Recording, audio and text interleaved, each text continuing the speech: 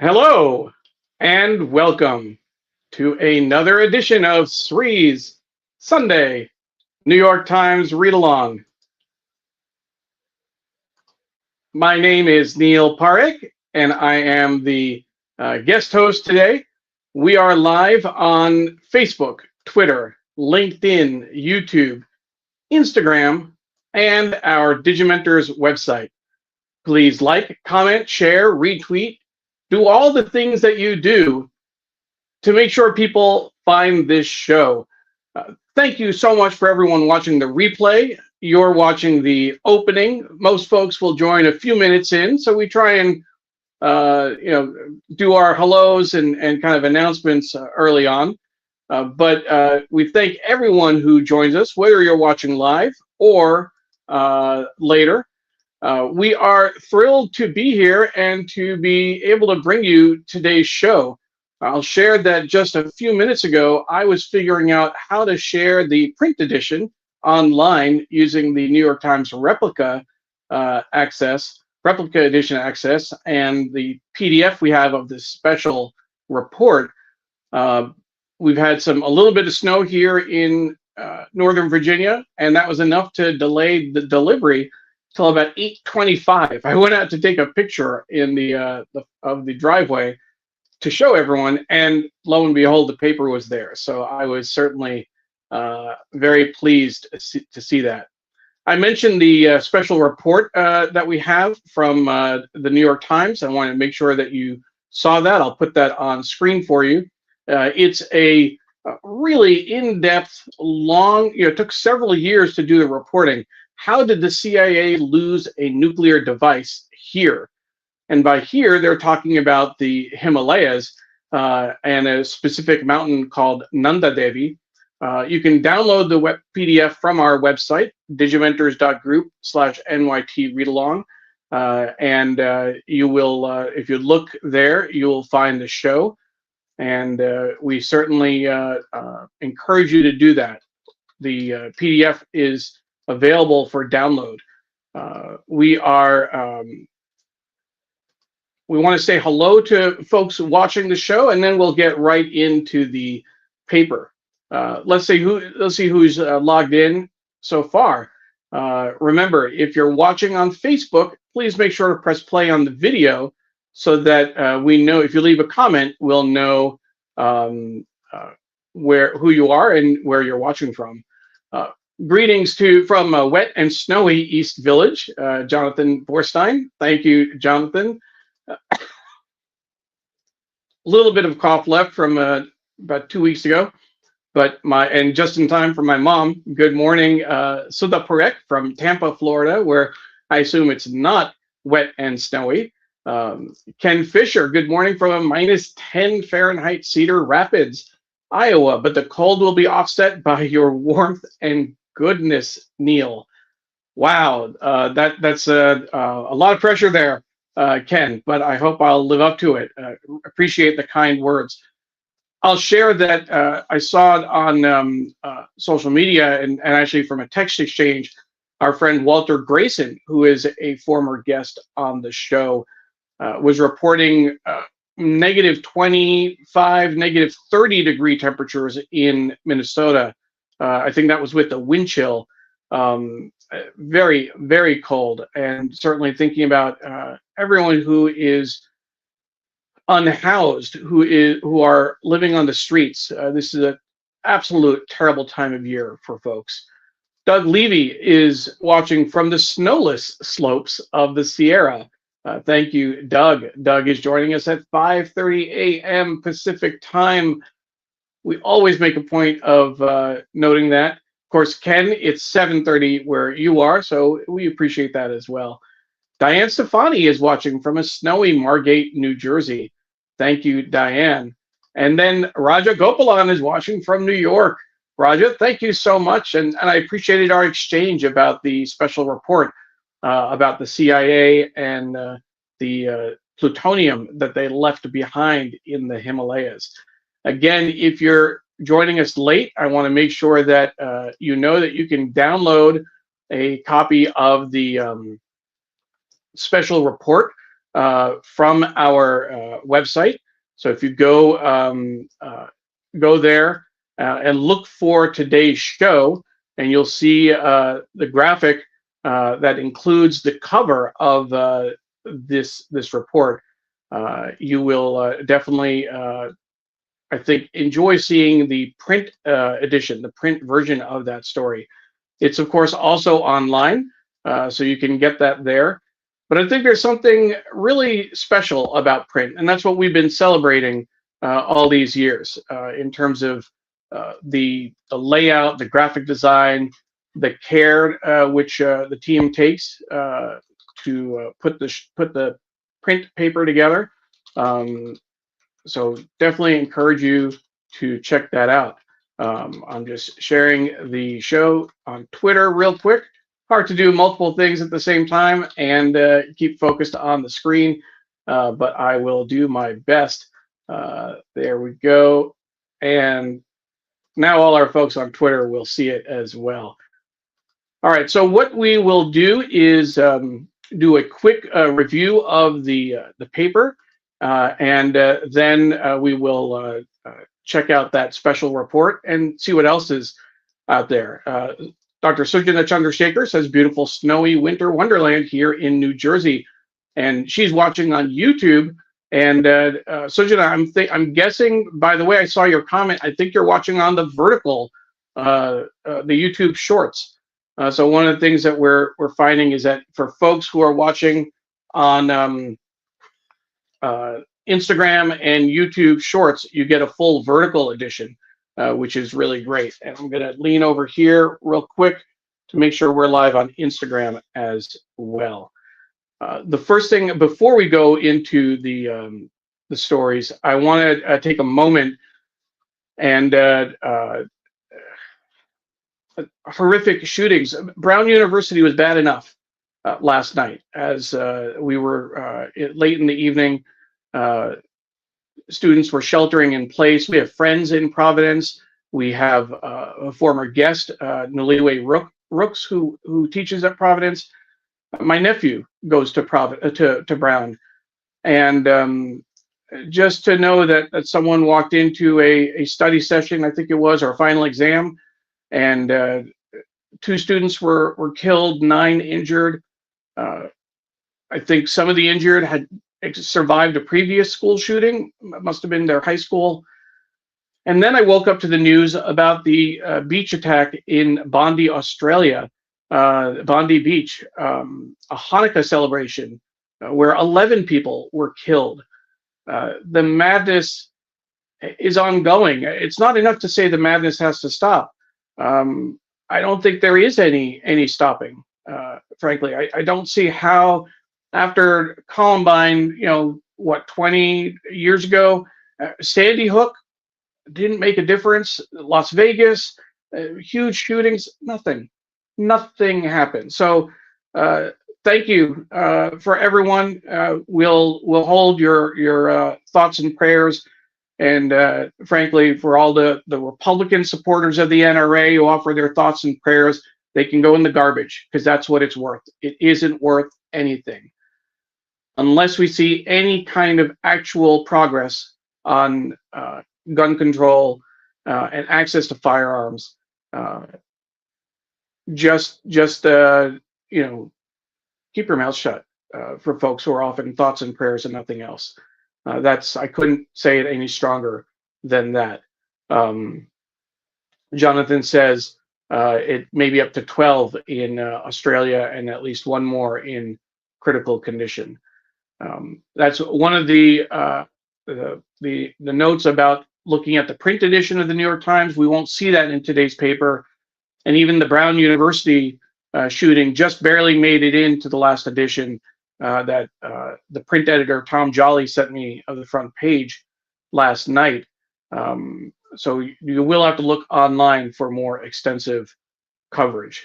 Jonathan also shares that bombs were found in the cars of the alleged perps. And I didn't realize there were more than one perpetrator in Australia. Jonathan, thank you for mentioning that. So let's go ahead and move to the paper, and we will continue our conversation there. I do want to give a quick shout out to our sponsors, Muck and Graphic History Company. Thank you so much for your support of the show. We really appreciate it. And Muck has been with us for a number of years, and we have a graphic history company that has joined us more recently. So we thank you for your support as well. Okay, so let's go ahead and take a look at what we have in the paper today. As we switch gears, I always like looking at what the what we have for advertising and how the paper is displayed. But before we do that, that little season's greetings envelope from our the newspaper delivery person, I definitely will appreciate him this year for dropping the paper in the snow a few minutes before we went live. I was a little worried, to be honest with you, but I'm glad that we have the paper.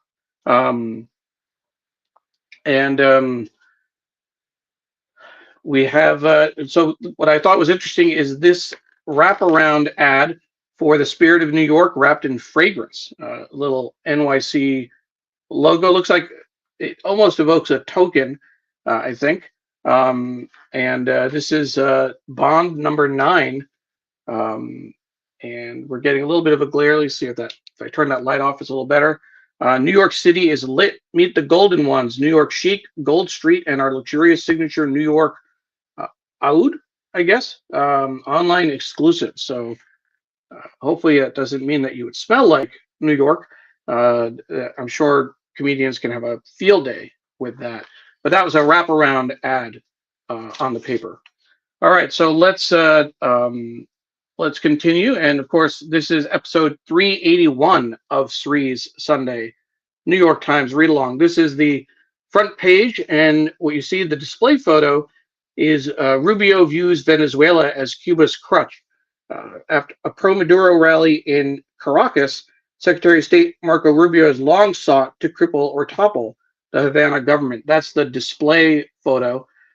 The lead story on the right, again, this was being put together. The earliest edition is about 1 p.m., noon or 1 p.m. on Saturday, so they could send it to the various printing presses around the country that helped the New York Times.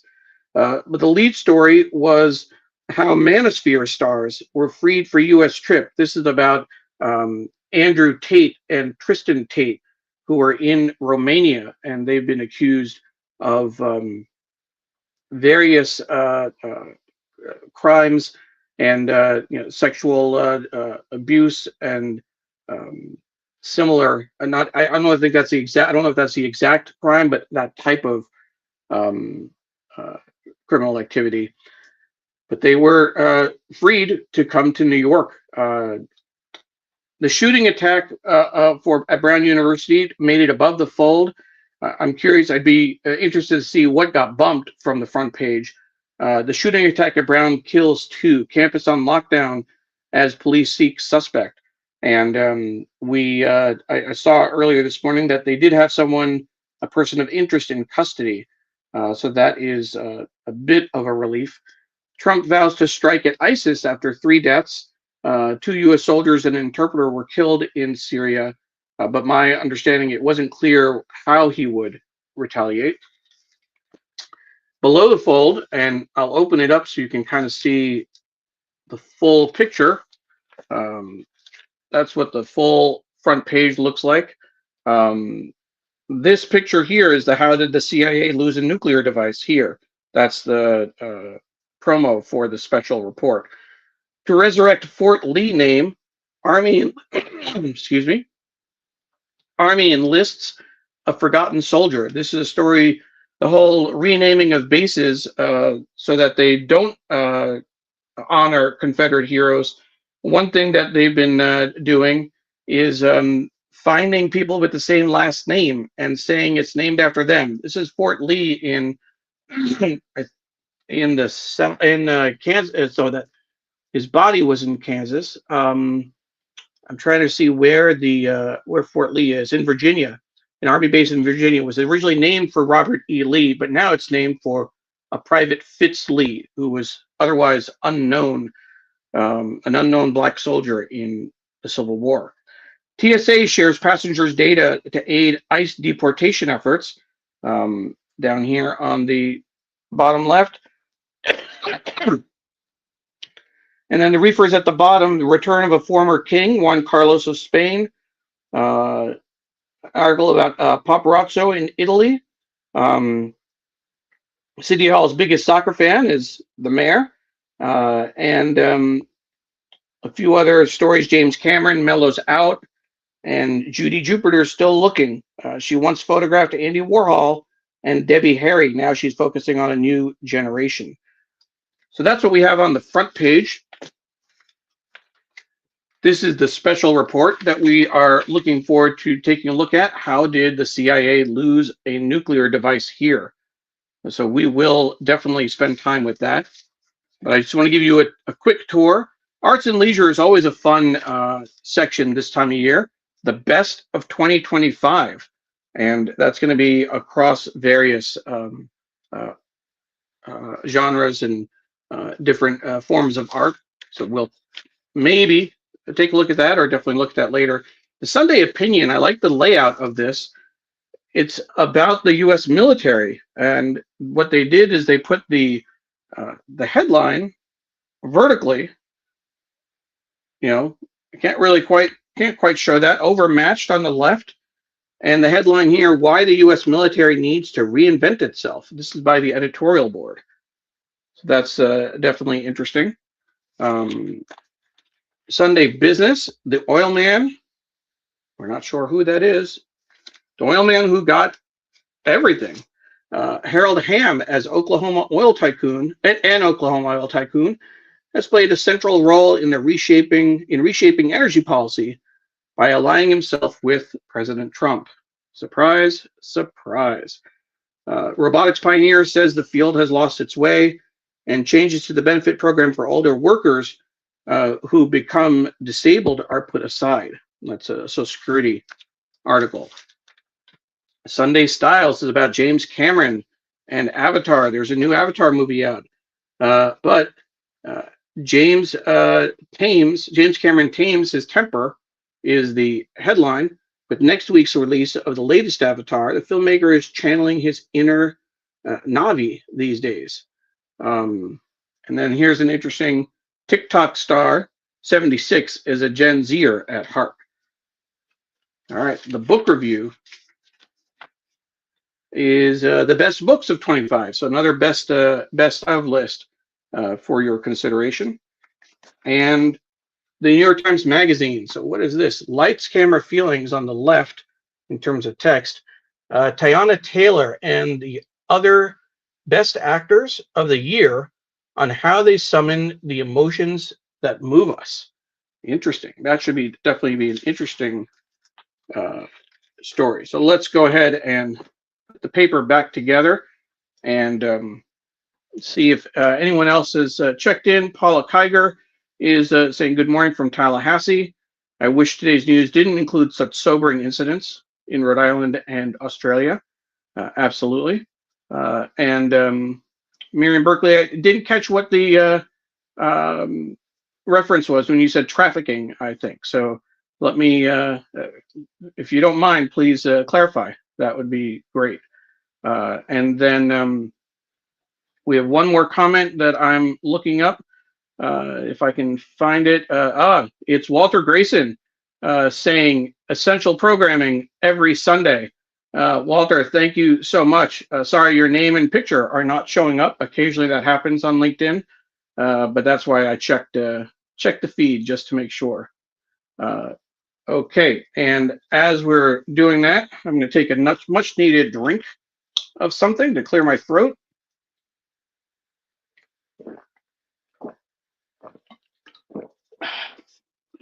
Try to make that loud enough so you could hear, because you don't want silence on air, right? All right, so let's do this. Instead of going to the front page, I know it's still 8:51. Let's go first to the special story, the special report. How did the CIA lose a nuclear device? Again, if you joined us late, the PDF is available on our website.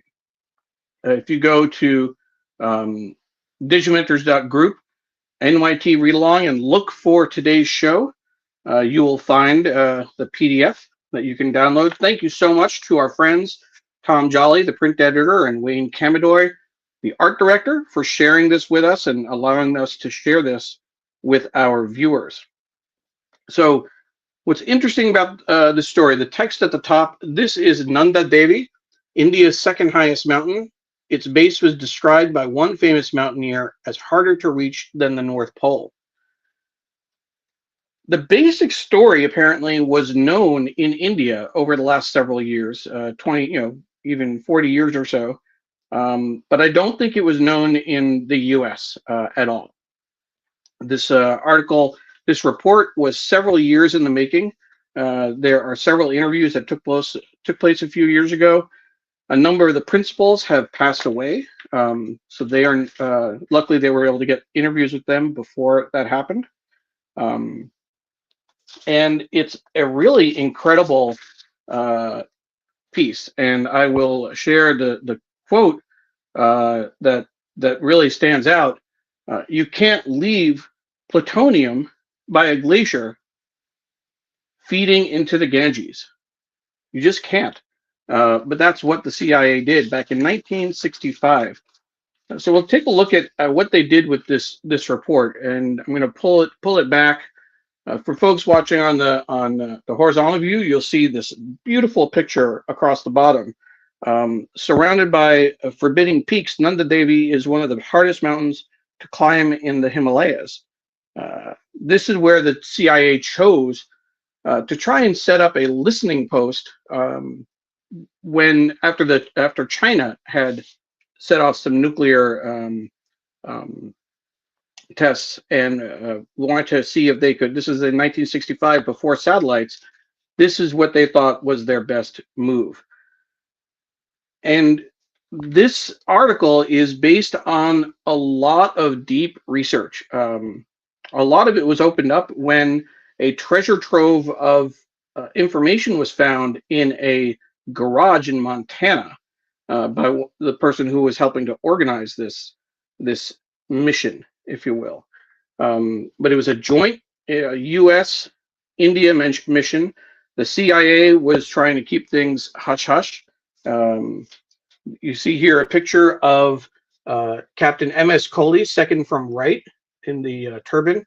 In August '65, he was the highest ranking Indian on the mission that left that device in the mountains. And he was interviewed. He had an extensive interview for this story. So here is a more recent picture, a 2023 picture of Captain Kohli. He was at base camp, and the basic idea is they had this really difficult trip up the mountain, and the weather set in, and he was coordinating with his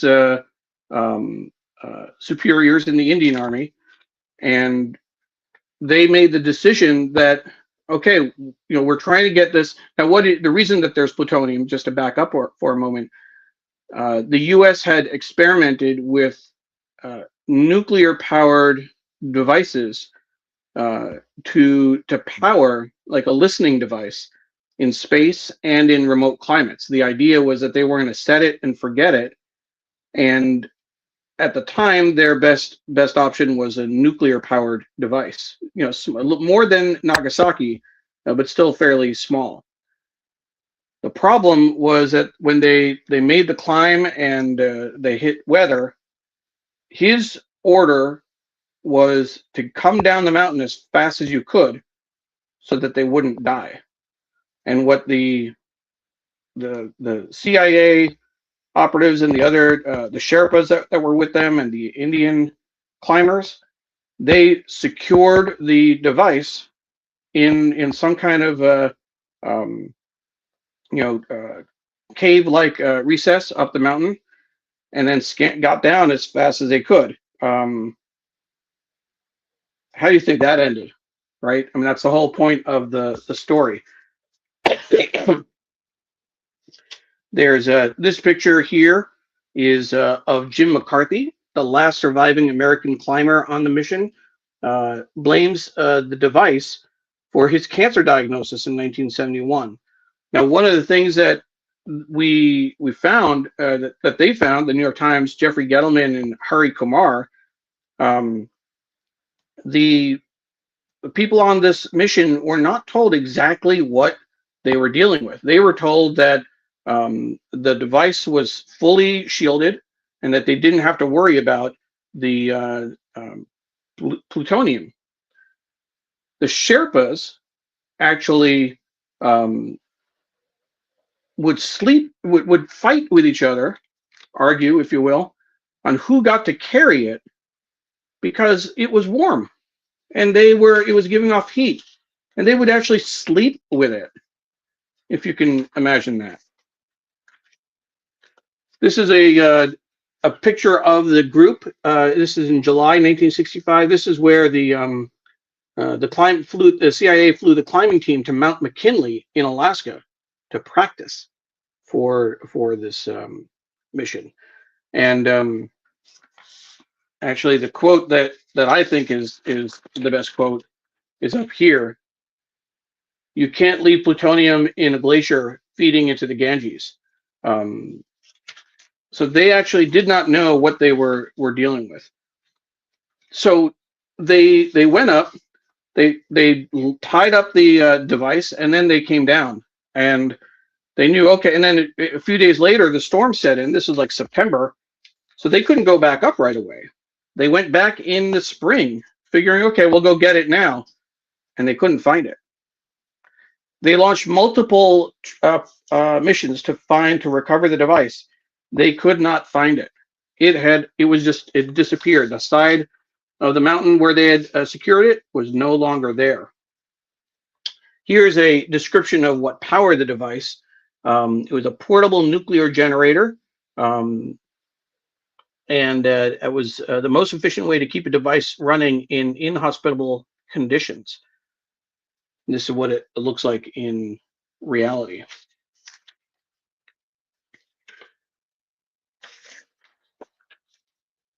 The big concern is that the CIA has not taken ownership of this. They have denied any involvement.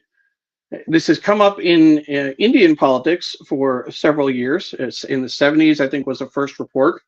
And interestingly enough, there's this picture of Morarji Desai, who was the Prime Minister of India in 1978 after Indira Gandhi, visiting with Jimmy Carter.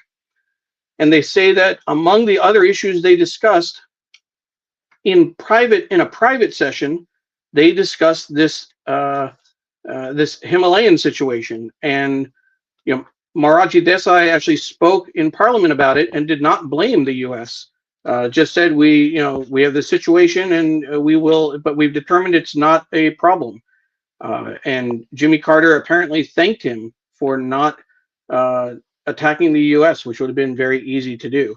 The big concern, and you see this beautiful picture here, this is the banks of the Ganges in Benares, India.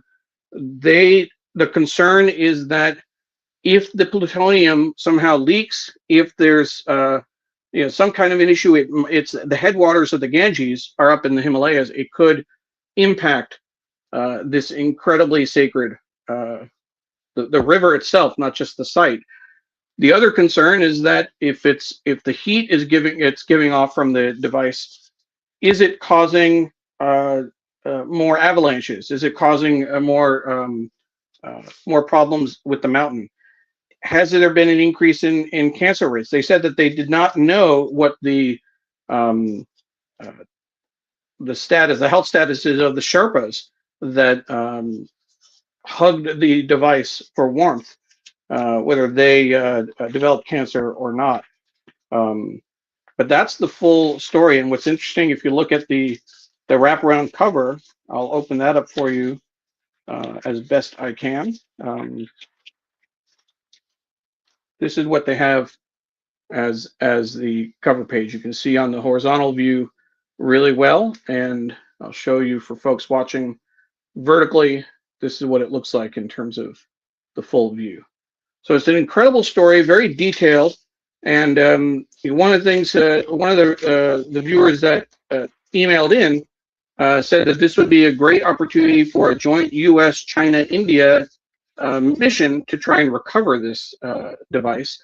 And that certainly would be incredible if we saw that happening. But this report, it's beyond the purview of the report to suggest something like that. If the editorial page picks up the story and decides to comment on it or suggest something, then that's a possibility. But really, I think Jeffrey Gettleman and Hari Kumar did their job in exposing the story and sharing it with us so that we have a little better understanding of what's going on. A couple of comments that have come in. John Lee says yikes, and yikes is definitely a good way of putting it. This is, how did the CIA lose a nuclear device here? Right? And what a beautiful photo, by the way. I mean, just take a moment. This photo could be used for anything, but of the forbidding mountain, but then the sun hitting the top of the peak like that. Let me give a shout out. That's Atul Lok for the New York Times did that picture. Certainly appreciate that. And Jay Palaki, Jay, good to see you. I think it's been a while since I've seen a comment from you. But wow, what a story. And indeed, it is an incredible story. And yes, my mom is noting that Moraji Desai once visited our house in Hastings-on-Hudson. I'm guessing it was like 81 or 82. He was likely out of office at that point, but he did addressed some kind of gathering in our backyard. I was probably 7 or 8 years old, so I don't remember the details. But that is the story, the special report, and I definitely encourage you to check it out when you get a chance. Okay, so now with that covered, let's see. Let's go back to the front page and see what we have in the A section of the paper. And again, as a reminder, the PDF of that Indian story is available on our website. I should note that Digimentors is produced, the New York Times Read-Along is produced by Digimentors in partnership with Scroll and Scroll Global, one of India's most important independent websites. Thank you to Scroll for your partnership on this project. Okay, so with that, let's see. Let's encourage people to let us know where you're watching from again if you joined us late. And if you did join us late and you missed the conversation around this special report, as soon as we're off the air, you'll be able to find the live shows on Facebook, on Twitter, on LinkedIn, on YouTube, and our Digimentors website. You'll be able to watch it from the very beginning. Okay, so for the New York Times, the A1, we went over the front page earlier. Let's take a look at what else is in the paper. I always like paying attention to A2 and A3, the story behind the story inside the Times. They read it all, but just 10 books make the cut. This is Crafting the Book Review's annual list, involves politicking and every once in a while, a rare consensus. I am looking forward, I'm hoping they do a story behind the story about the India, the CIA, plutonium, Nanda Devi story. I am looking forward to seeing that. The Dateline, always like pointing out where the New York Times is reporting from. This week, Westonport, Maryland. Campbell Robertson reported from Allegheny County, Maryland, where spring flooding caused an estimated $33.7 million in damage, but FEMA has twice denied requests. And what's interesting for federal assistance, and that is definitely Trump country. Paris, Zachary Small visited a theater on the back streets of Paris where scenes from Claire Obscure Expedition 33, a role-playing video game, were filmed. And then there's a story based out of Kenya and then out of Thailand as well. So some good international reporting. There's a wordplay column today, tips for today's crossword puzzle. And then the international section. So we have interesting. I did not. I saw there was a bid to return for Juan Carlos, but I didn't know the history. Money, Sex, and Elephant Hunting. The Fall of Juan Carlos. The former king, Juan Carlos of Spain, arriving at the funeral of Prince Karim al-Husseini, the Aga Khan IV, in Lisbon in February, his son, King Philippe, at the Royal Palace in Madrid in January, and Juan Carlos left, then a prince, with the dictator Francisco Franco in 1969. So some historical photos there. Let's see, what else do we have? War protests sinks career of Russian comedian. Belarus frees 123 prisoners as the U.S. eases sanctions. And then this article, the global profile of Rino Barilari. That's an Italian paparazzo who himself now is the target of the subject of photographs. So that's interesting. Let's see, what else do we have here? We have this full page ad for Eli Lilly. Alzheimer's means good days and bad days. Absolutely terrible disease that people have to deal with. We have several comments that have come in. Let's see what people are saying.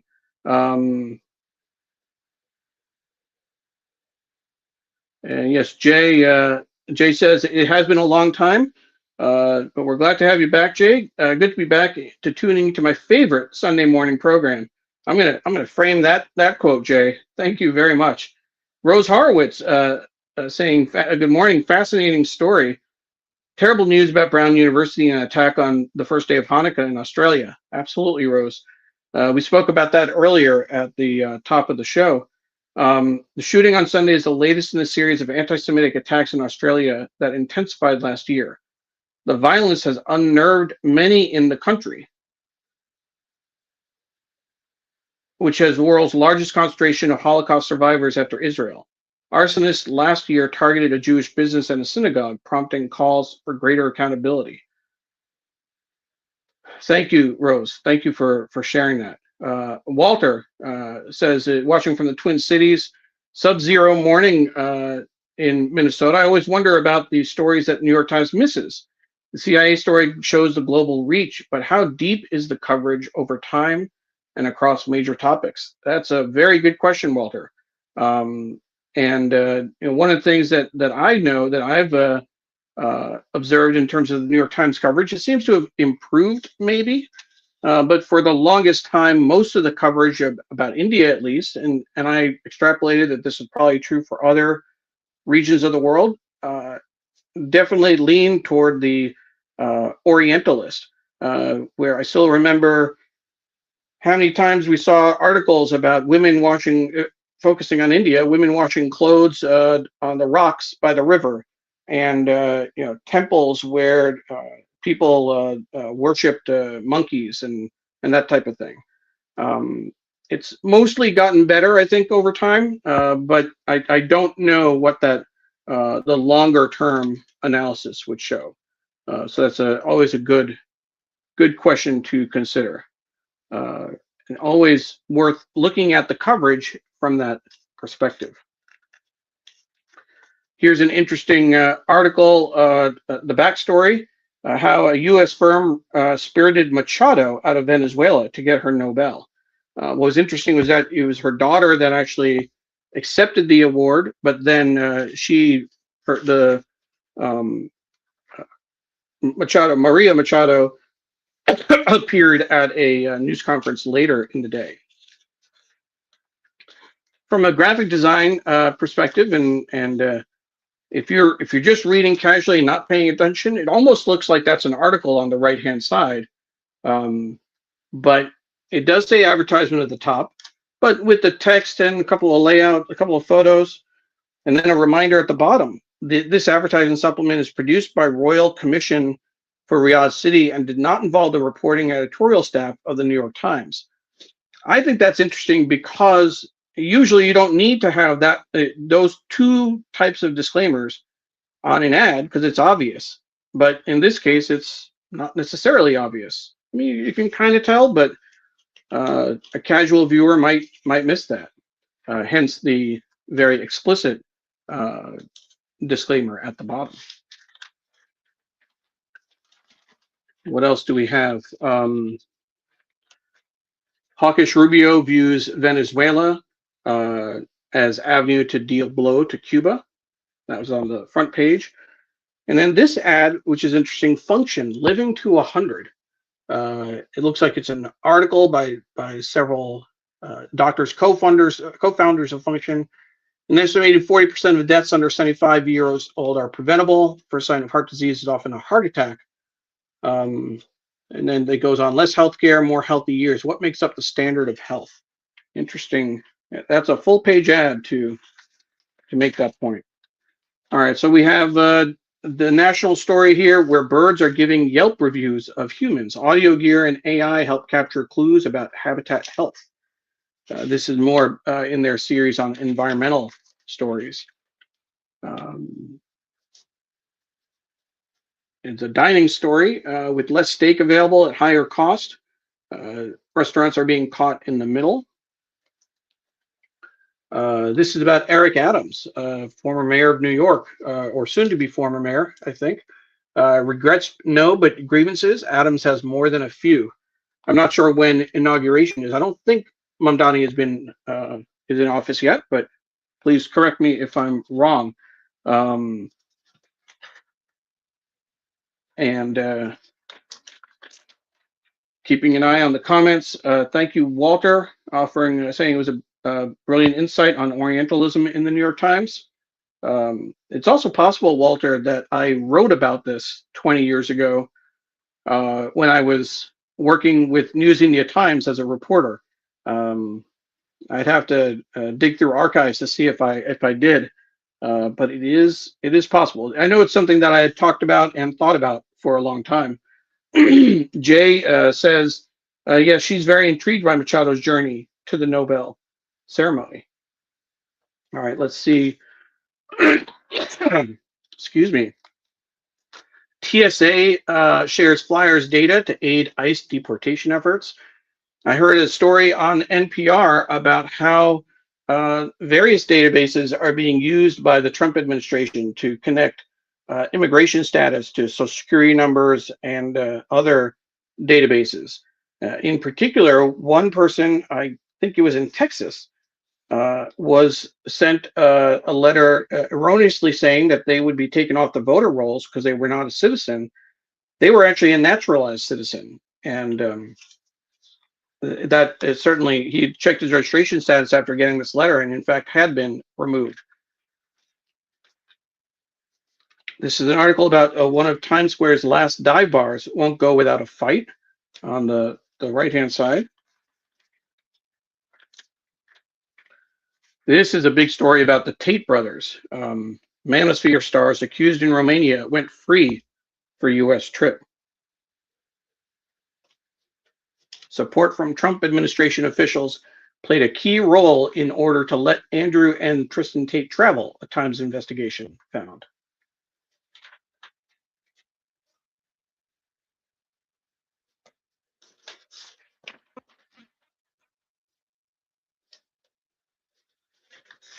And as we continue to flip for the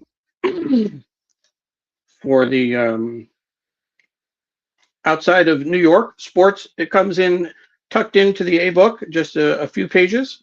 But here's an interesting article. For 2 hours, soccer game offers Palestinians a rarity, joy. And so several football-related stories.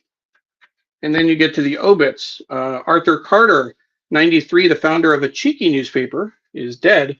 Mr. Carter seated in 1968 with Roger Berlin Center and Sanford Weill. The three are partners in a financial services firm. Doesn't mention the paper over here. The year he started, the New York Observer, a maypole of Manhattan gossip and intrigue, according to the media critic David Carr from the New York Times. He also bought control of the nation in 1985.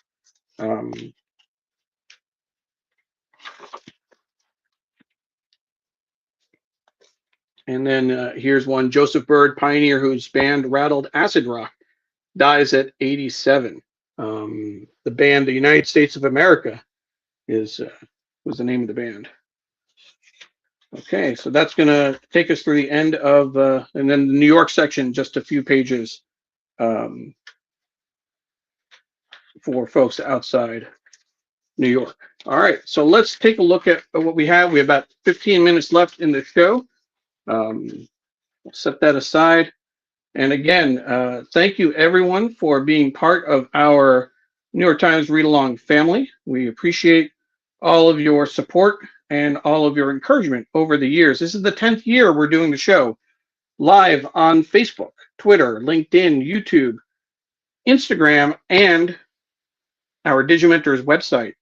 Of course, Sree Srinivasan is the host. I am the executive producer and occasional guest host when Sree is not available. One of the things that I like about being able to produce the show using StreamYard, you can see my name on the screen, that it's Neil Parekh. When I used to do his Sree's Facebook account, I used to go live on his account, and I'd have to constantly remind folks that it was Neil, not Sree, doing the show. Hopefully, I don't have to do that as frequently with this new, with not so much new. It's been 5 years now, but with the new format. So the best of 2025 arts and leisure. Let's take a quick look at that. We're going to skip the inside culture and the headliner, just to look at some of the quick overviews. The best of theater, which when the spotlight shines even brighter. So of Gods and Mortals, Will Coleman, Bienvenue, Take Route 88 West, I Like the Nurse's Office. And then this article, Alexis Solowski, Big Gestures, Big Feelings. The best of classical, fresh storytellers really stood out. And so this is a few art forms are as burdened by canons as classical music and opera. The best of dance. I like the graphic design. I like the different colors, the eyeballs, the fingers, really well done. And it does evoke the front page a little bit with the thumbs up and eyeballs. But I like the solid banner across the top. This is about dance and the best of film. Focus on the art, not the business. Sinners by Ryan Coogler is listed as number one. One Battle After Another, Marty Supreme, It Was Just an Accident. BLK NWS, Terms and Conditions, not familiar with that.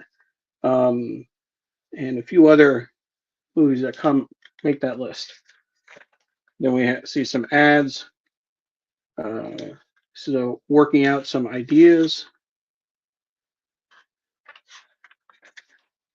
The best of television, An Abundance of Big Ideas, Andor and Pluribus, Common Side Effects, Dying for Sex and Long Story Short, Pee-wee as Himself and The Rehearsal, The Pit and Severance, and several honorable mentions. You can see I spent a little bit more time on movies and TV. I don't know my classical music or my dance very well, I will admit. the best of comedy, late night buzz and hot specials. Picture of after returning from suspension, Jimmy Kimmel was a guest on Stephen Colbert's late night show. And then the back page is the best of art. Or not the back page, almost at the end. Where the starry night shines, enjoy the holidays with us. MoMA, Museum of Modern Art. Love that full page ad. What else do we have? Full page ad for the Cooper Museum. But we also have the best of pop. Let's see if I recognize any of this. Being the father of a 12-year-old, I'm not seeing much. I'm going to have to ask Emily about this. Bad Bunny, certainly. Taylor Swift at 11, Life of a Showgirl. I'll share. Emily was not impressed with Life of a Showgirl. She thought earlier works were much better than that. And her musical tastes have evolved and broadened. I would say that last year, even Spotify Wrapped, if you use that as an example, was almost all Taylor Swift.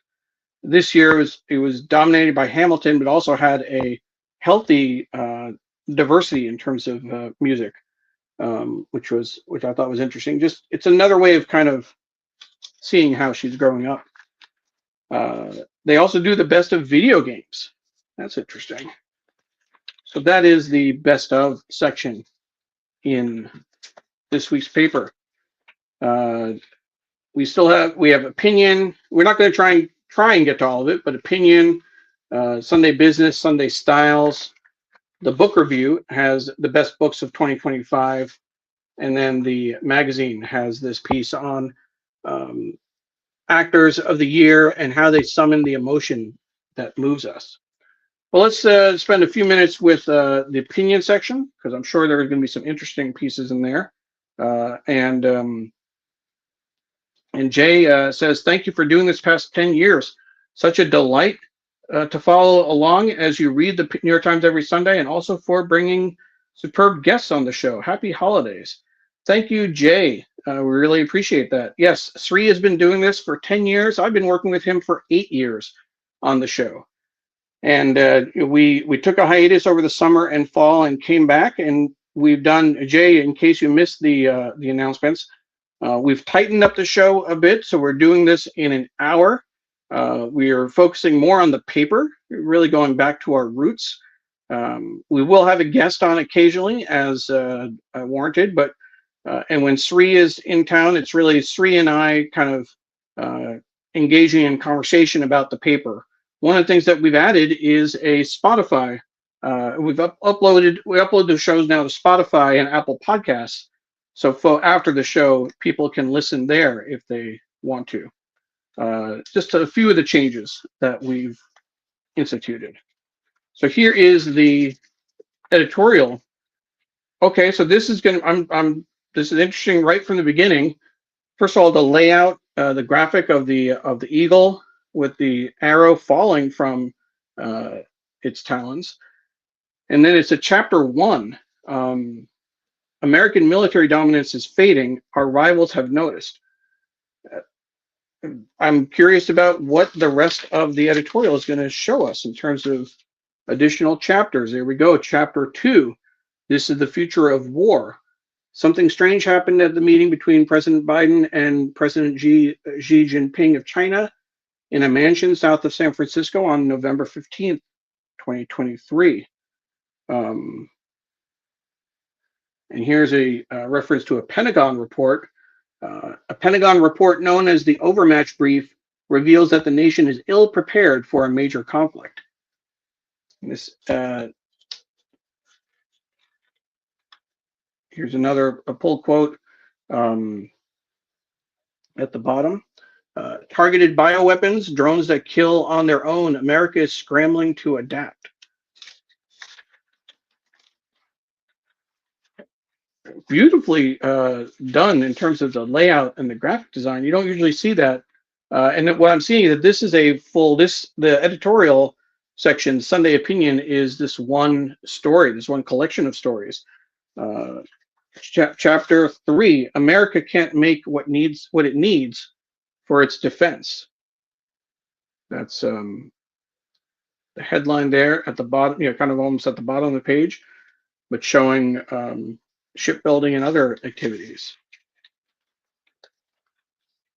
Fixing the Pentagon's gilded fortress. To understand why the United States is struggling to buy and field the weapons of the future, consider the trouble it had buying the most basic weapon of the past. And a nice graphic of money being poured into the Pentagon. What does $2.7 billion a day in defense spending get us? Inertia and incompetence.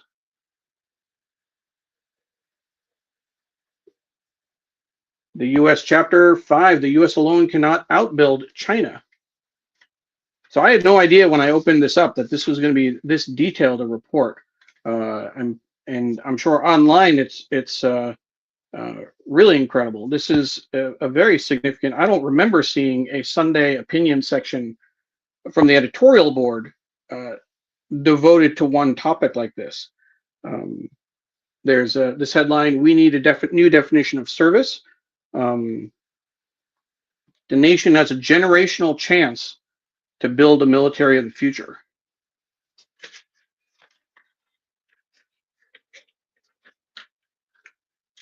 More of the graphic, the gold, the new balance of power, showing the globe kind of falling off a pedestal, but focused on North America. Trump's approach to defense is inadequate for the challenges the nation faces. This was chapter 7. And then it closes with, "We've been let down, Gen Z on America's future." And that's interesting. It's not a separate chapter, but this looks like it was written by Catherine Miller, a staff editor in opinion, a pollster, and an editorial assistant in opinion. And so they had participants. I guess this is like a focus group. These are the participants. If you had to describe how the U.S. is doing right now in terms of a weather report, what would you say? Cloudy, chance of thunder, level 5 hurricane making its way through the country, sunny with a chance of rain, gloomy, and partly cloudy with a chance of tornadoes. That is interesting. And we're going to stay with that for a moment. For folks who are watching, if you're still with us, I'm curious to see what you think the forecast is, given the current state of American. This is we've been let down on America's future, so it looks like it's pretty broad. So, what is your forecast? What is your, if it's a weather report, what would you say was the weather report for the country? I'd be curious to see what you think. If you're interested in being added to our mailing list, please send me an email, neil@digimentors.group, neil@digimentors.group, and I can add you to our mailing list. And I'll put your comments on the screen in just a moment. We'll close with this. What would you think if you had to describe how the U.S. is doing in terms of a weather report? What would you say? I'm curious to see what folks will think about that. And of course, if you joined us late, you'll be able to watch the show in its entirety in just a few minutes after we finish. As we transition back to the desk, and we're at 9:30, we'll go just a few minutes later. I want to remind folks that the Graphic History of Hip Hop, Volume 2, is coming out in the spring.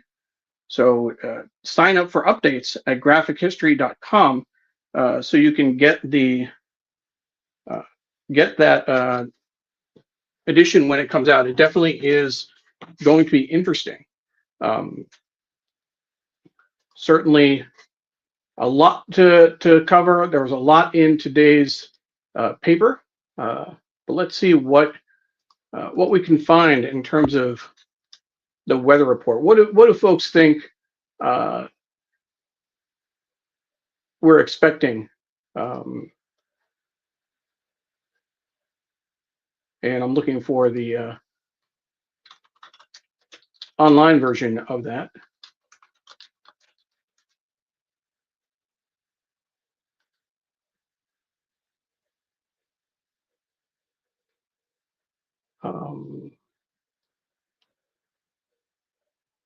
But I did not find it. So interesting.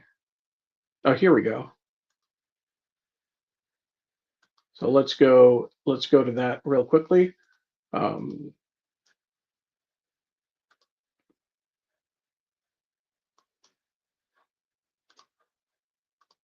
go back to being on screen and sharing this article. What one word describes Gen Z? That's not what I was. This is interesting. They lead with that online. What one word describes Gen Z? But this is we've been let down, Gen Zers on America, and then this is the, if you had to describe America in a weather report, what would you say? So let's see. I see Amy Mehta is joining from Bellevue, Washington. Amy, thank you for joining. We're just about at the end of the show. Excuse me. We will have one more show next week. Sree will be back December 21st for episode 382. That will be our last episode of 2025. And while I'm at the desk, I'll just remind folks that we had a great show. If you're familiar with the mental health work I do, we had a show on Thursday on Shining Light on Shadows, a candid conversation about mental health, post-menopause and mental health. And that was a follow-up to our conversation in November on perimenopause and mental health. So you can find those shows. I'll add those to the links later. But those were definitely interesting shows. I'll say that in terms of the weather report for where I think the country is going, it's much more than cloudy. I think that it's been a one of these freak natural disasters that you see in Hollywood, where you get a blizzard and a tornado and flooding all at the same time. There's just so much going on. And the problem is that there's no end in sight. There's no forecast where it looks like it's going to clear up in the next months or years. The concern, I think, is that we may have it's horrible now. What happens in 2028? We hope that Donald Trump doesn't try and stay in office, but is J.D. Vance able to pick up the mantle, and do we get another 8 years of this? Is there a chance that we can, how long will it take to undo all of this damage? Just like a natural disaster, where homes are ripped apart and the wildfires and flooding, recovery takes a long time. It could take generations to undo what Trump has done. So definitely, understanding that historical context, and I know Walter Grayson has written about this, specifically around his book Illmatic Consequences, the clapback to critical race theory. We should see this in historical context. This is the response to the Obama presidency, and we had Trump for 4 years, and then Biden. But this is all a backlash against the progress that we've made over the last several years. It's just a question of where does that arc of the moral universe go? It bends toward justice. The arc of the moral universe is long, but it bends toward justice, as Dr. King said. Does it though? That's what we have to hope will be the case. So again, thank you for joining us. If you joined us late, you can always watch the replay on these same channels on Facebook, Twitter, LinkedIn, YouTube, and our Digimentors website. and we look forward to seeing you next week. As a reminder, you can get the PDF of the special story on the CIA leaving plutonium on up in the Himalayas from our website. You can download the PDF to see how it's laid out. And again, that quote that I think is great: you can't leave plutonium by a glacier feeding into the Ganges. You just can't do that. So thank you very much for your time. Thank you for joining us. And Jonathan, that's great show. Thank you. Thank you everyone for joining us. We appreciate your support, and it really does mean a lot, this New York Times Read Along family. So thank you, and we look forward to seeing you at subsequent shows. Take care. And bye-bye.